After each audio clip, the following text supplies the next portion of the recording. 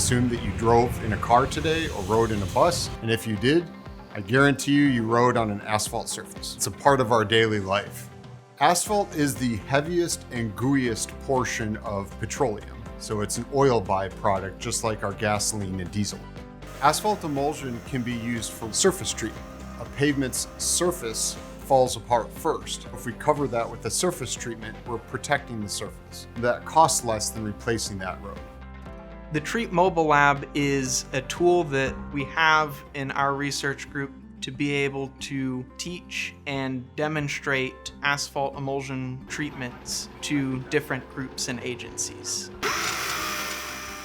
The robots are a much smaller scale than the actual construction equipment. They've been designed to place the material in a way similar to the actual construction equipment.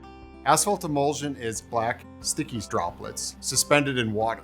Chemicals in there provide a charge, kind of like two magnets, and so the charges prevent the asphalt binder droplets from joining together. You do not need to heat all of the other materials. Usually we use rocks. You can apply it at room temperatures. If you're placing hot applied asphalt binder, you would need to heat all of that aggregate to 350 degrees Fahrenheit in order to make it flow like water. By using asphalt emulsions, you can save anywhere between 25 to 30% of a cost compared to traditional asphalt mixtures. It's very important for us to keep our parking lots and driveways, maintain them in a safe, sustainable manner.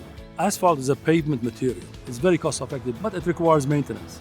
The work at the university will help Walmart save money. What I'm trying to do is raise awareness of this technology so more people start using it.